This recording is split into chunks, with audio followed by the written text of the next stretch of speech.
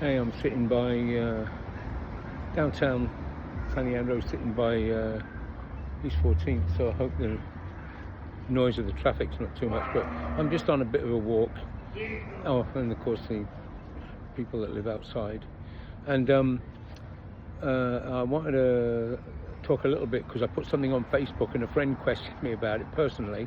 That when I was in northern Queensland and I got chatting to an American, and she said she was going to teach the native people to a school up in Papua New Guinea, and I immediately suspected something there, some motive other than just helping people.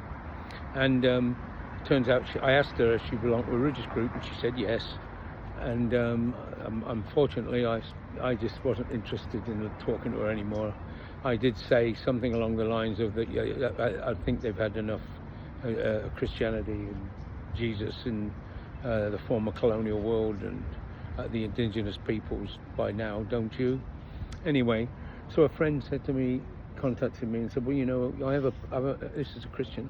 I have a right to talk about my religion, and you absolutely do have a right to talk about your religion.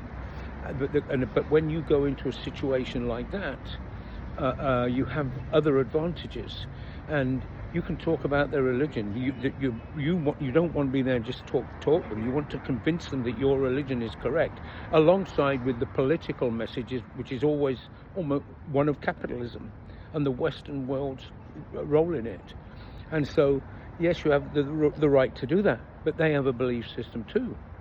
They have a belief system, so you've got to, if you were really there as an equal, you would learn a lot about theirs and talk about theirs if that was an issue. And if that person asked you, hey, what's your God or something, that's fine. And of course you have that right.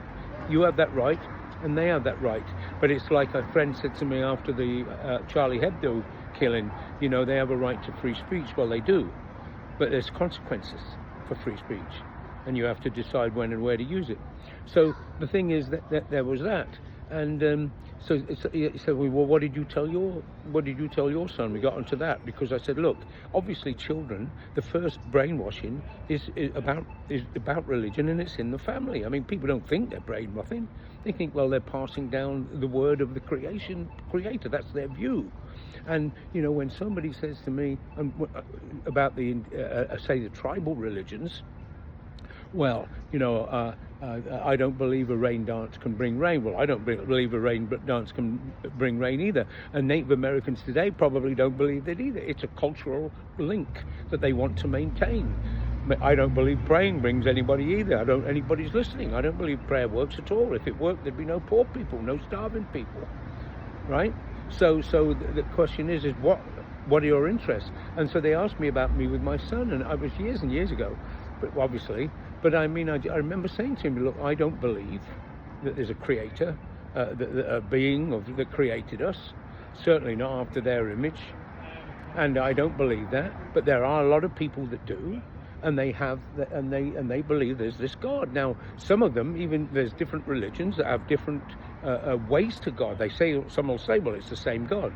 The Abrahamic religion, so it's the same God. Allah means just God.